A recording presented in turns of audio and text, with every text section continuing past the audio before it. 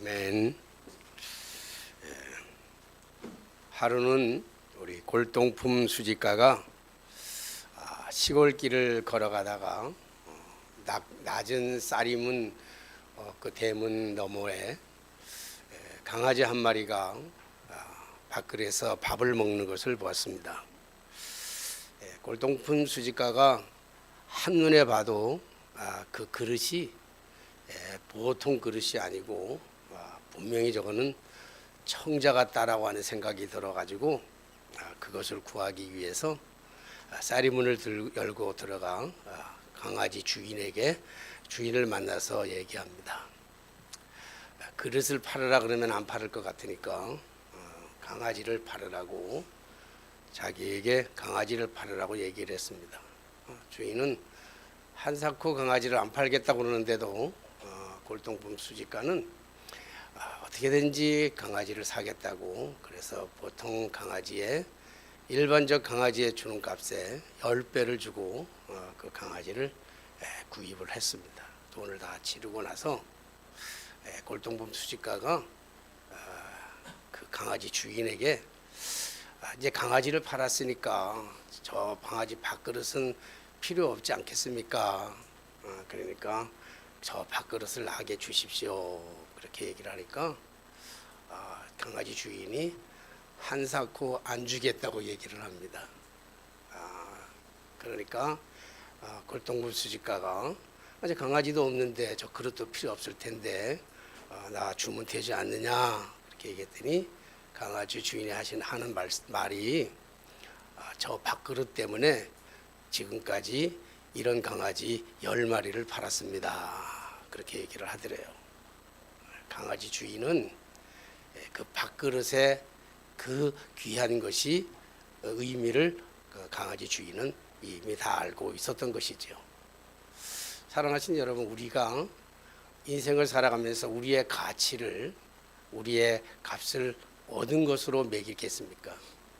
때때로 사람들은 우리들을 참 짐승마도 못한 사람들처럼 바라보는 경우도 있고, 사실 어떨 때는 나 자신이 강아지 같은 존재로, 어떨 때는 강아지만도 못한 존재로 우리가 살아갈 때도 있습니다. 그러나 우리의 가치는 나로서 정해지는 것이 아니고 당신의 몸을 기꺼이 나를 위해서 밥그릇으로 내어주신 주님의 그 은혜로 인해서 우리가 평가되어지는 줄로 믿습니다. 우리가 가지고 있는 어떤 명예나 권력, 학벌이나 재물, 어떤 미모나 이런 것들이 우리의 가치를 형성해 주는 것이 아니고 우리가 믿는 예수님 때문에 친히 하늘의 보좌와 영광의 자리를 포기하시고 이 땅에 오셔서 나의 밥그릇이 되어 주시기를 기뻐하시는 그 주님 때문에 우리의 가치가 굉장히 귀한 가치인 줄로 믿습니다. 우리 스스로를 평가할 때 나는 볼품없는 사람이야, 나는 의미 없는 사람이야, 그렇게 말하지 마시고 나가 괜찮은 사람이에요.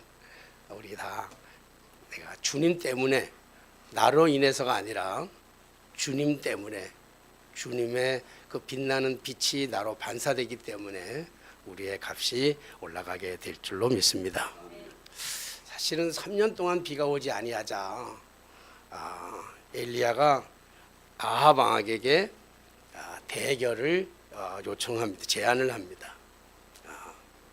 참 하나님이 정말 누구인지, 하늘에서 불이 내리게 하시는 그분이 참 하나님인데 당신이 믿고 있는 바알 선지자들과 아세라 선지자들, 바알 선지자 450명과 아세라 선지자 400명을 갈멜산에다가 모아놓고 우리 하나님이 어떤 분이, 너희들이 믿고 있는 하나님이 진짜 진짜 신인지 내가 믿고 있는 그 하나님이 진짜 신인지 우리 한번 대결을 펼쳐보자, 그렇게 얘기를 해서 백성들도 이 합리적인 이 의견에 찬성을 하고 동의를 해가지고 이제 갈멜산에 다 모이게 되었습니다.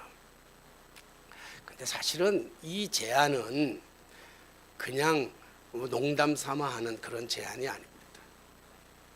그냥 동네에서 모여가지고 저 정월 대보름날 밤에 불놀이 하고 있는 그런 정도의 대결이 아니에요. 이것은 목숨을 담보로 한 대결입니다. 만약에 불이 내려오지 않았더라면 엘리야의 목숨은 부지할 수가 없는 것이죠. 그러므로 부흥이라고 하는 것은 절대로 그냥 오는 것이 아닙니다. 아무것도 안 하고 있는데 부흥이 온다? 그거는 말도 안 되는 이론이고 가치입니다.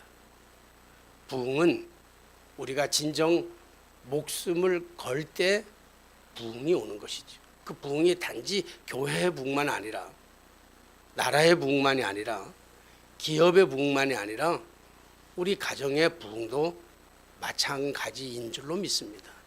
내 개인의 부흥도 마찬가지죠. 내 개인의 영적 부흥은 정말 가만히 있어서 오는 게 아니라 목숨을 걸고 내 목숨을 담보로 할 때 우리의 삶 속에 영적 부흥이 오게 되는 줄로 믿습니다. 그러기 위해서는 제일 먼저 해야 될 것이 뭐였냐면 엘리야는 무너진 제단을 수축하라 그렇게 얘기했죠. 이 시대는 우리가 제단을 쌓을 필요가 없으니까 저는 말씀드렸잖아요. 무너진 제단 대신에 예배를 회복하자 그렇게 말씀드렸습니다. 예배가 회복되고 무너진 제단이 만들어진 다음에 그리고 아무 일도 안 한 것이 아니라 그 다음에 희생의 대가가 지불돼야 됐단 말이에요. 헌신이 따라야 했어요. 가장 귀한 3년 동안이나 비가 오지 않았기 때문에 이스라엘 백성들에게 가장 귀한 것은 다름이 아니라 물이었다고. 근데 그 물을 갖다가 재물에다가 부으라 그랬잖아요. 낭비죠. 제가 그동안에 한 20년 가까이 IM 설교를 위해서 정말 몸부림쳤고 요즘은 내가 봐도 내가 미친 것 같을 정도로 내가 책을 쓰느냐고 아주 정신이 없을 만큼 그렇게 책을 한 권 지금 써내려가고 있습니다. 그동안에 IM이라고 하는 IM 프리칭, IM 설교라고 하는 것을 만들어서 목사님들에게 가르치고 섬기는 과정에서 상당히 빚을 많이 졌습니다. 억대가 넘는 빚을 사실 졌죠. 근데 우리 집사람은 항상 그래서 지금도 IM의 I만 들어도 경기합니다. 그러니까 내가 지금 IM에 대한 책을 쓴다고 하니까 지금도 여전히 경기를 하죠. 책 만드는데도 내가 유명하지 않으니까 우리 김동명 권사님 같이 유명한 분은 책을 내면 출판사에서 자기가 다 내주는데 우리 같이 유명한 사람이 아닌 사람들은 수탁을 해야 되기 때문에 교인들도 없고 유명세도 없으니까 수탁을 해야 되기 때문에 내가 돈을 내야 되는 거예요. 내가 책값을 다 하려면 아마 지금은 아마 한 1,000만 원 이상 돈이 들어가지 않을까. 우리 사람은 그런 일을 지금 하고 있으니까 밤낮 가리지 아니하고 지금 밤을 꼴딱 새면서도 그 일을 하고 있으니까 우리 집 사람은 경기합니다. 왜냐하면 그걸 낭비라고 생각하기 때문에 그래요. 왜 시간을 낭비하느냐? 왜 건강을 소모하느냐? 가장 중요한 거는 없는 돈을 왜 거기다가 쏟아붓느냐? 왜 돈을 낭비하느냐? 그래서 막습니다. 아이자만 들어도 자다가도 벌떡벌떡 일어나면서 나를 막습니다. 우리 집사람은 그것을 낭비라고 얘기하는데 나는 그것을 투자라고 생각합니다. 미래를 위한 투자다. 강단에 진정한 부흥이 일어나는 그날을 꿈꾸면서 나는 지금까지 시간을 투자했고 물질을 투자했고 내 젊음과 내 모든 건강을 투자했다. 그것이 영광의 빛으로 드러나고 안 드러나는 건 지금 나도 모르겠어요. 예수 믿으면 다 잘 된대요. 예수 믿으면 다 잘 된대요 라고 하는 그 말 한마디 때문에 제가 예수를 믿기 시작했어요. 예수 믿으면 잘 된다고 하니까. 근데 예수를 50년 가까이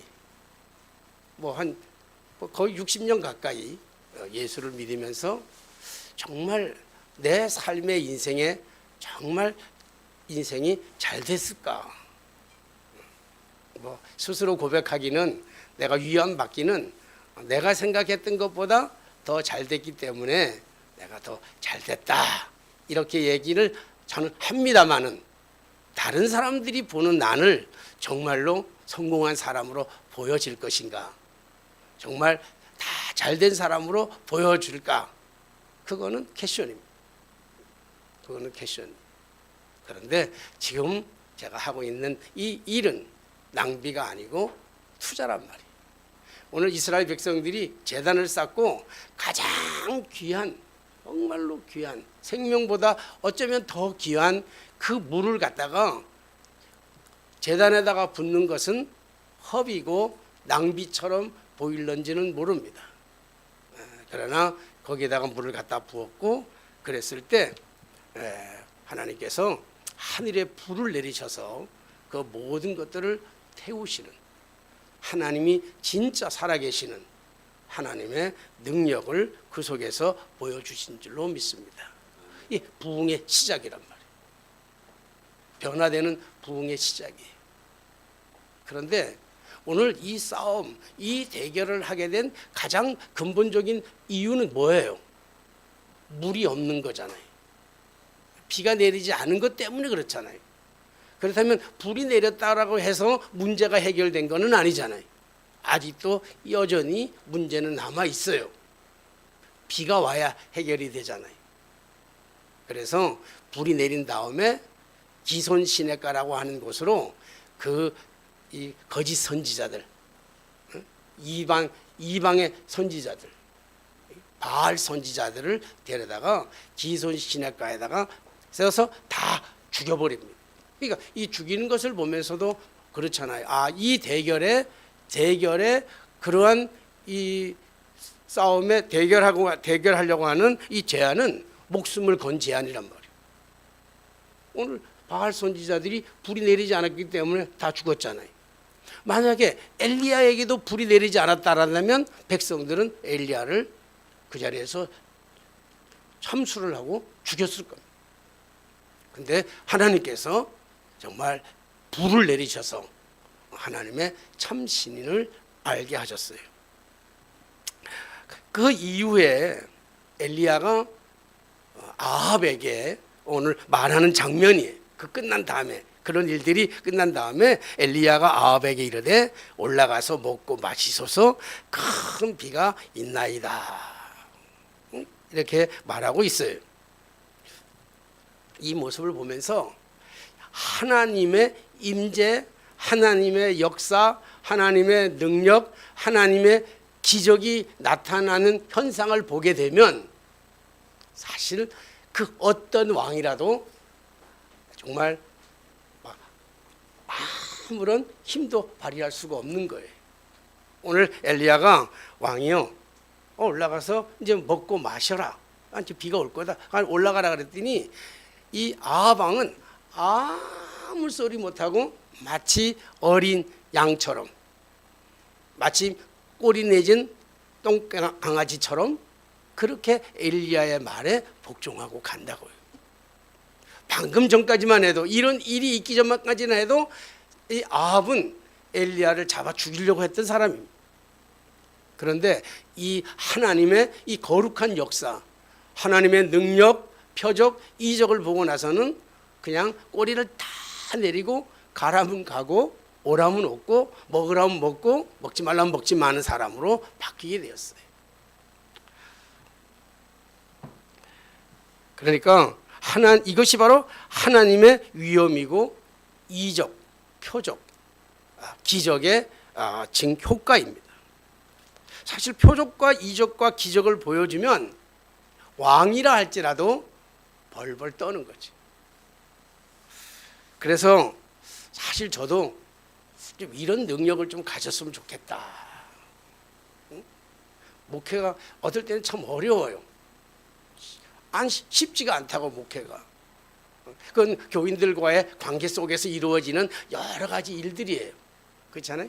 뭐 주변에서도 그렇고 또 나가서도 자존심 상한 일도 많고. 이럴 때 하나님이 나에게 좀 기적을 한번 좀 주는 불을 좀 내려주시든지 뭐, 아니면 손 얹고 기도를 하면 뭐 병이 벌떡벌떡 뭐 낫는다든지, 예? 암이 막 그 자리에서 막 치료가 된다든지, 안진뱅이가 막 일어난다든지, 눈먼 소경이 막 눈을 뜬다든지, 시집 못 간 노처녀가 시집을 간다든지, 아기 못 낳는 사람이 태문이 열려서 아기를 낳는다든지, 뭐 이런 기적을 나에게 좀 보여준다면 걔가 얼마나 쉽겠어요. 뭐 간단하고 고생할 것도 없고 말이 필요 없잖아요. 설명이 필요 없잖아요. 굳이 뭐 설명할 게 뭐 있어? 기적 한번 보여주면 끝나는 것이지. 그래서 제가 목회하면서 왜 이런 거를 안 구했겠어요? 하나님 나한테도 이런 것 좀 주세요. 응? 우리 교인들, 어려운 교인들을 위해서 기도하면 문제가 막 즉각 해결되고 병도 즉각 낫고, 뭐 이런 어디다가 투자하게 되면 막 그냥 값이 막 올라가고, 뭐 이런 능력 저한테 좀 주세요라고 기도하면 했는데 수도 없이 많이 했어요. 근데 하나님이 안 주시더라고요. 왜 안 주시냐고 사실 따지기도 했는데, 사실은 따지면서 내가 깨달은 것은 하나님이 나에게 그런 능력을 안 주시는 이유는 말씀으로만 사역하라고. 말씀, 하나님의 말씀만 가지고 너 사역해. 하나님의 말씀 안에, 이 안에 환상도, 예언도, 병고침도 모든 것들이 다 있어. 말씀 안에 다 있단다. 누가 얼마 전에 강남 어느 교회에 예언을 한다는 목사님이 아주 훌륭해서 교회가 많이 성장한다고, 어떤 교인이, 우리 교회 교인은 아닌데 날 보고 하도 가보라는 거예요. 하도 가보라고 권유해서 하여튼 고집도 세신 분이라 내가 이기질 못해가지고 우리 집사람을 데리고 한번 간 적이 있어요. 가가지고 예배가 막 시작됐는데, 설교 시간이 시작됐는데 뭐 가니까 사람 인사인해를 이룬 거예요. 근데 예배가 시작되고 목사님이 강단에 올라와서 설교를 시작하면서 했던 첫 마디가 뭐냐면, 예언은 하나님의 말씀 위에 있습니다 그러더라고요. 그 소리 딱 듣는 순간에 제가 우리 사람 데리고 그 교회를 빠져나왔습니다. 물론 예언이 왜 하나님의 말씀 위에 있다라고 하는 것을 자신의 당위성을 가지고 이야기를 했을 거예요. 듣고 싶지는 않았어. 성경은 하나님에 대하여 쓰신 글이 아닙니다. 성경은 하나님을 대하여, 하나님을 그냥 막연하게 가르쳐주기 위해서 쓴 책이 아니고 하나님 자신을 드러내신 책이라고요. 다른 말로 하면 성경은 곧 하나님이에요. 성경이 곧 하나님인데 그 성경의 말씀 위에 예언이 있다고 한다면 그는 하나님 위에 있는 사람입니까?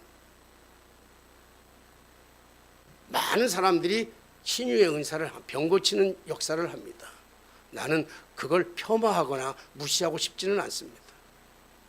그러나 병 고치는 은사를 하나님의 말씀 위에다가 둔다고 한다면 그건 굉장히 위험한 일입니다. 하나님의 말씀 속에는 치유가 있습니다. 하나님 말씀 속에는 은사가 있습니다. 여러분, 많은 능력을 보여주고 기적을 보여줬다고 해서 그 사람들이 좋은 성도가 됩니까? 아니에요. 여러분, 예수님께서는 얼마나 많은 사람들에게 얼마나 많은 기적을 보여주셨습니까? 물로 포도주를 만드는 기적으로부터 시작해서 귀신 들린 자를 쫓아내기도 했고, 보리떡 5개와 물고기 2마리를 가지고 5,000명이나 되는 사람들을 먹이고도 남기는 기적의 역사를 이루었고, 문둥병자들이 그 자리에서 낫는 기적의 역사를 보여줬지만 그 문둥병자 고침을 받은 사람은 다 어디에가 있습니까? 기적을 보는 순간에는 다 사람들이 깜짝깜짝 놀라고 다 복종하고 순종하고 믿음이 좋아 보이지만 말씀을 떠난 말씀에 기초를 두지 아니하는 모든 이적과 기적과 행위들은 아주 조심해야 되는 것입니다. 그래서 저는 하나님 앞에 감사를 드립니다. 내게 병 고치는 은사를 주지 아니하시고 무슨 이상한 걸 내다보는 그런 예언의 은사를 주시지 아니했다 할지라도 하나님의 말씀을 정확하게 이해하고 하나님의 말씀 속에서 예수 그리스도를 드러낼 수 있는 능력을 부여해 주신 그 하나님의 은혜에 날마다 때로는 사람들이 인정하지 않는다 할지라도 좀 보잘것없고 피폐하고 주눅드는 삶을 살아간다 할지라도 저는 후회함이 없고 하나님 앞에 감사하고 있을 뿐입니다.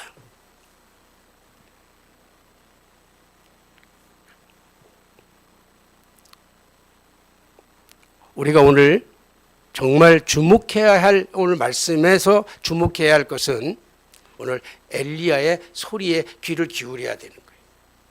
엘리야가 뭐라 그러냐면 큰 빗소리가 있나이다.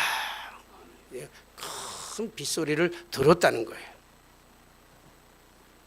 여러분 사실 이 말이 아무리 옳은 말이라 할지라도 조심해서 해야 될 말이에요.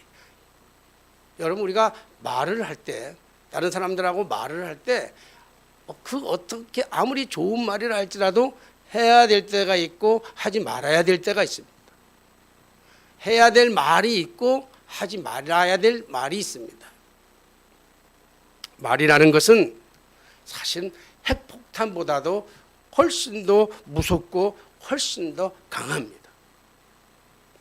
핵폭탄도 사실 말에 의해서 움직이는 거거든요. 누르라 그래야 누르는 거지 핵폭탄이 혼자서 알아서 날아가는 게 아니잖아요. 그러니까 말의 위력이라고 하는 것은 핵폭탄보다도 훨씬 더 무섭습니다. 그래서 칼에 베인 상처보다 말에 베인 상처가 훨씬 쓰리고 아픕니다. 칼에 베인 상처는 시간이 지나서 아물면 낫습니다. 그러나 말에 베인 상처는 말에 꽂힌 심장의 상처는요 시간이 지나도 죽을 때까지 잊혀지지 않는 것이 말의 위력입니다. 무심코 내뱉은 나의 한마디가 다른 사람을 죽이기도 하고 그 말이 자기를 죽일 수도 있습니다. 만약에 이 말이 거짓으로 판명된다면, 만약 엘리야가 비가 온다라고 하는 이 빗소리를 들었다고 하는 이 말이 거짓으로 판명이 되면 엘리야는 단칼에 죽음을 당할 것입니다. 그런데 비가 올 확률이 몇 퍼센트예요? 몇 퍼센트죠? 비가 올 확률은 몇 퍼센트예요? 확률로 따지면 빵 퍼센트예요. 빵 퍼센트. 3년 동안 비를 오지 않았을 뿐만 아니라 하늘에는 구름도 한 점 없어요. 그런데 지금 비가 온다라고 얘기합니다. 정말 이해할 수 없는, 미치지 않는 사람이 아니고서는 이런 말을 하면 안 됩니다. 저 역시 이 말씀을 읽으면서 도무지 엘리야가 왜 이 말을 했는지 이게 다 읽어서 뒤에까지 결론까지 다 알면 이해가 되지만, 그러나 그 당시의 상황으로 돌아가서 그때의 입장을 생각한다면 엘리야는 이 말을 하면 절대로 안 됩니다. 왜? 이 말이 그대로 이루어지지 않으면 죽음을 면치 못하기 때문입니다. 그래서 나 역시 이해하지 못하다가 하나님께서 일상적인 삶 속에서 일어나는 일들로 하여금 저로 하여금 깨닫게 해주셨습니다. 아, 그렇구나. 이렇게 우리가 이해할 수 있겠구나라고 하는 생각을 하게 되었습니다. 사랑하신 여러분, 믿음이라고 하는 것은 오만이나 객기가 아니에요.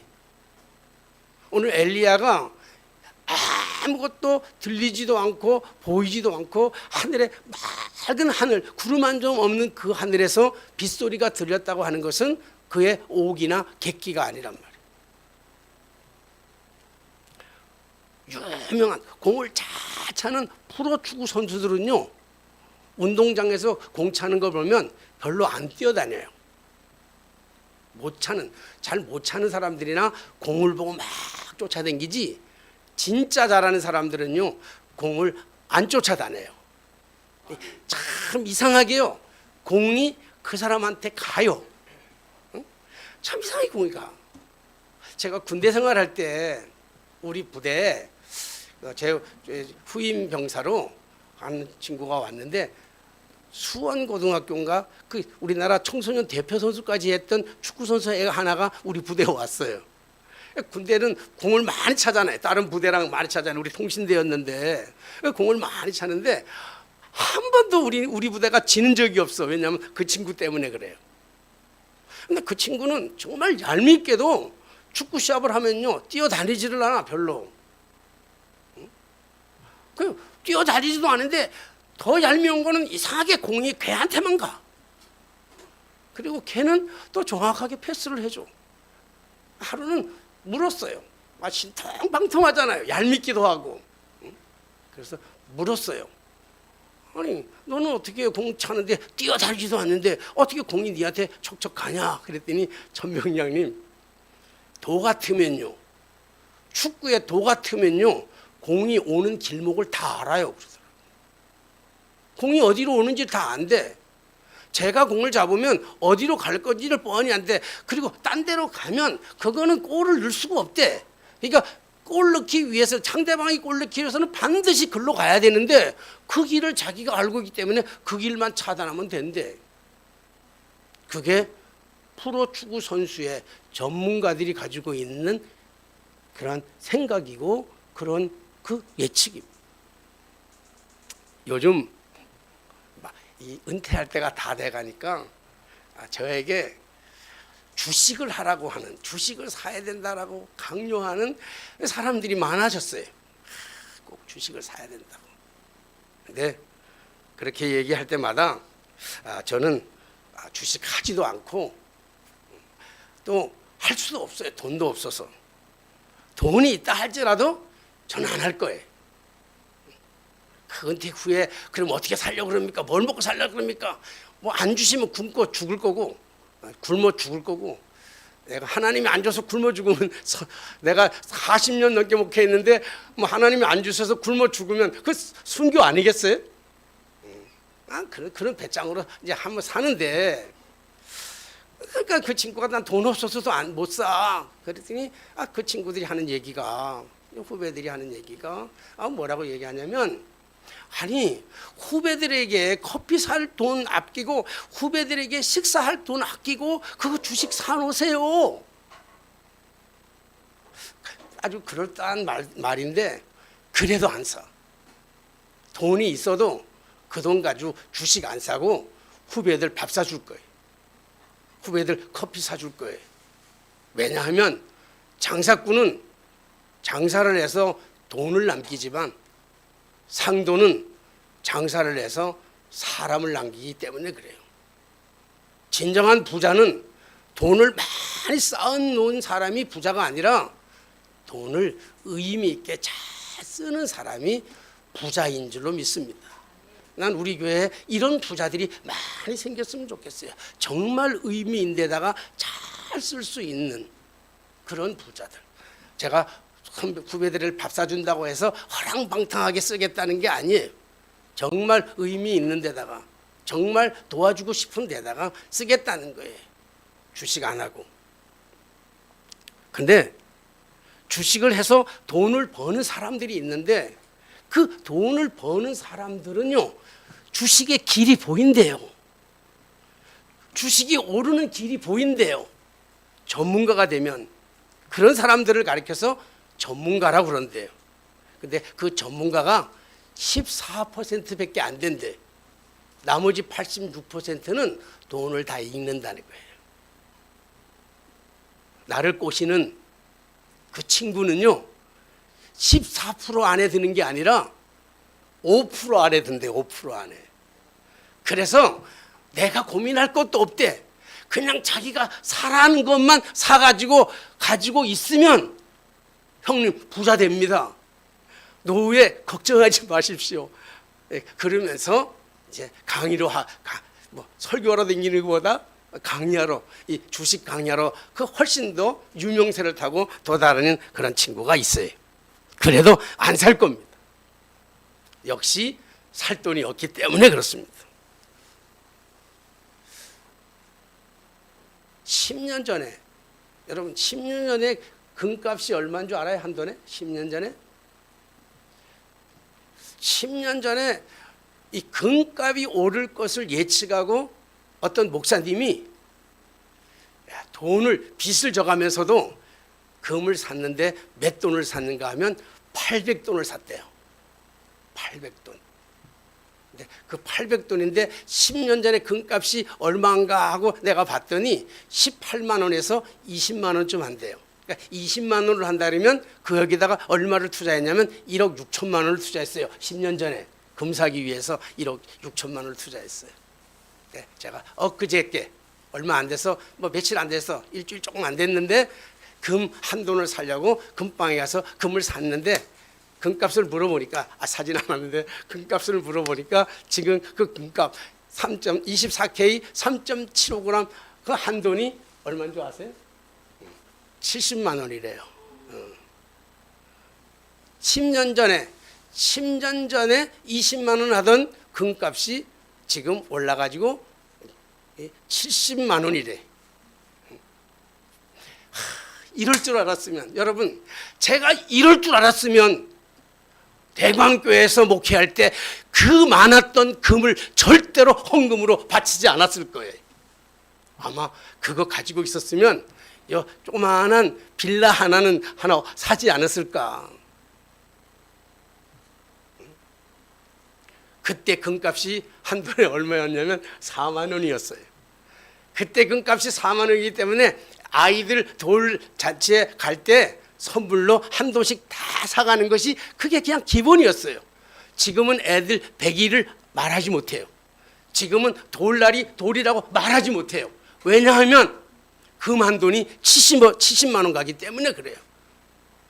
그래서 100일 잔치도 안 하고 돌잔치도 안 하는 건 그것 때문에 안 한단 말이에요.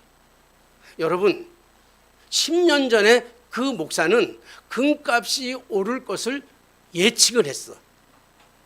그게 어떤 사람이냐? 전문가란 말이에요. 축구의 전문가는 공의 흐름을 알아요. 주식의 전문가는 주식의 흐름을 안다고요. 금값의 전문가는 금의 흐름을 안다고 한다면 영적인 전문가는 시대의 흐름을 아는 사람들인 줄로 믿습니다. 믿음이란 들리지 않는, 남들이 듣지 못하는 소리를 듣는 사람, 남들이 보지 못하는 것을 보는 사람, 그 사람을 우리는 믿음의 사람이라 그렇게 얘기를 합니다. 오늘 엘리야는 맑은 하늘, 구름 한 점 없는 그 하늘에서 비가 올 것을 예측했을 뿐만 아니라 큰 빗소리를 들었습니다. 어떻게 들었냐? 아니 어떻게 알아요? 주식이 오를지 금값이 오를지를. 오늘 엘리야는 알고 있었단 말이에요. 근데 오늘 우리가 이 말씀을 통해서 꼭 빼놓지 말고 꼭 간과해야 될 하나의 일이 있는데 그게 뭐냐면 엘리야는 지금 비가 올 줄 알아요. 잠시 후면 비가 올 줄을 압니다. 잠시 후에 비가 올 뿐만 아니라 큰 빗소리를 들었다고 했어요. 그럼에도 불구하고 그는 땅에 엎드려 가지고, 여기 오늘 땅에 갈멜살 꼭대기로 올라가서 땅에 엎드려 그의 얼굴을 무릎 사이에 놓고 이 얼굴을 이 무릎에다가 무릎 속으로 들어갈 만큼 그렇게 간절했다는 얘기예요. 기도에 성경에 보면 기도에 가장 몸부림치는 기도가 이런 기도예요. 머리를 자기 무릎 속에 집어넣고 기도하는 기도. 서서 손 들고 기도하는 정도가 아니에요. 엘리야는 비가 올 거를 알고 있었음에도 불구하고 빗소리를 들었음에도 불구하고 그는 응답될 때까지 비가 오는 그 순간까지 뭘 했어요? 기도했다고. 기도했어요. 오늘 성경에 보니까 가서 기도하면서 사환 보고 가서 저 가서 바다 쪽을 가서 바라봐봐라. 저 가서 바다 쪽에 가서 구름 있나 보라. 없는데요. 그러면 7번씩이나 가라. 여러분 7번씩이나 가라고 한 얘기는요, 쉬지 않고 7번씩이나 간절히 기도했다는 거예요. 사랑하신 여러분, 기도는 포기하는 것이 아니라 기도는 응답될 때까지 하게 되는 줄로 믿습니다. 우리 집사람을 존경하는 건 딴 게 하나도 없어. 뭐 음식을 잘하거나 뭐 정말 착해가지고 이름이 유신이라서 좋아하는 게 아니라 우리 집사람을 내가 존경하는 딱 한 가지 이유가 있어. 내가 갖지 못한 딱 한 가지가 있는데, 우리 집사람은요, 기도의 부탁을 받는다든지 자기가 기도할 게 있으면 응답될 때까지 해요. 이심전전에 받은 기도의 제목을 아직도 붙들고 기도하는 그 기도의 내용이 있습니다. 존경스러워. 기도는 중간에 포기하는 게 아니에요. 알고 있습니다. 이미 얻은 답이 있음에도 불구하고, 이미 보았음에도 불구하고, 이미 들었음에도 불구하고 그것이 실제로 응답되는 그때까지 기도하는 것이 진정한 기도인 줄로 믿습니다. 여러분, 기도를 포기하지 마십시오. 기도를 무시하지도 마시고 기도를 포기하지도 마십시오. 하나님은 엘리야의 이 간절함에 비를 준비하고 계시는 줄로 믿습니다. 비를 준비하시는 하나님. 이 찬양, 정말 좋은 찬양이 있는데 부를 수가 없는 게 너무 가슴이 아파. 어려운 곡이기도 하고요. 우리 찬양팀들이 진짜 빵빵한 찬양팀들이 있으면 걔네들하고 같이 부르면 나도 따라 쉽게 부를 수 있는데 이용남 권사하고 같이 부르기는 자신이 없어. 비를 준비하시는 그 하나님. 여러분, 믿음으로 기도하는 사람들을 하나님은 절대로 포기하지 아니하실 뿐만 아니라 실망시키지도 않는 분이신 줄로 믿습니다. 엘리야의 기도를 응답하심으로 말미암아 큰 비를 내렸어요. 내가 준비했던 찬송, 우리 이용남 권사님이 요즘 영적으로 좀 많이 있나 봐. 기도원에 요즘 더 세게 가나 봐. 응? 어떻게 이 설교를 알고 말이지. 오늘 설교 제목을 알고 그냥 준비한 것이 빈들의 마른 풀같이 시들은 나의 영혼.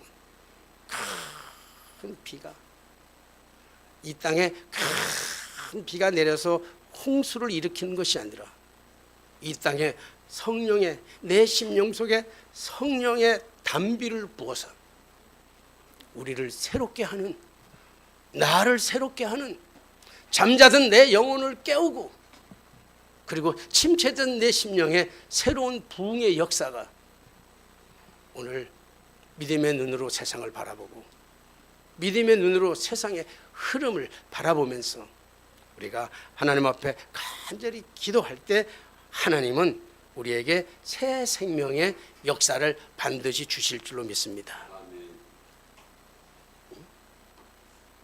너희 자식이 떡을 달라고 하는데 뱀을 줄 사람이, 돌을 줄 사람이 어디 있으며, 너희 자식 중에 떡을 달라는데 생선을 달라는데 뱀을 줄 사람이 어디 있냐.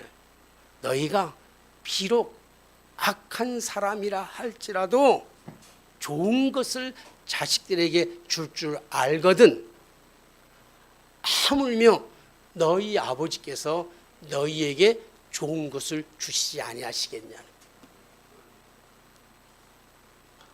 하나님, 우리가 기도하면 우리에게 성령을 선물로 주시겠다고 이미 약속하신 줄로 믿습니다. 우리 하나님께서 이미 먼저 아주 오래전에 우리를 위해서 예수 그리스도를 보내주셨다고 하면 오늘 우리가 정말 하나님의 말씀을 붙잡고 믿음으로 우리가 기도한다면 하나님은 반드시 우리에게, 나에게, 여러분에게 성령을 정말 폭포수같이 마른 풀에 빈들 이 심령 속에 하나님의 성령의 단비를 하염없이 부어주실 줄로 믿습니다. 이 부흥의 역사가 오늘 우리 교회뿐만 아니라 여러분 가정에도, 여러분 개인에도 이 부흥의 역사가 일어나게 되기를 주님의 이름으로 축원합니다. 기도하겠습니다. 만복의 근원이 되신 살아계신 아버지 하나님, 주님의 은혜를 감사합니다. 오늘도 우리에게 들어야 할 메시지를 듣게 하시고 보게 해야 될 메시지를 보게 하시니 감사를 드립니다. 하나님 아버지, 우리의 입술을 조심하게 하시고 말을 조심하게 하시되 정말 해야 될 말들만 골라서 다른 사람들을 높여주고 위로하고 격려하고 희망의 메시지를 전할 수 있는 저희들의 입술이 되어질 뿐만 아니라 정말 보고 들은 것을 믿음대로 강구할 수 있는 저희들의 삶이 되게 하여 주옵소서. 예수님의 이름으로 기도하옵나이다. 아멘.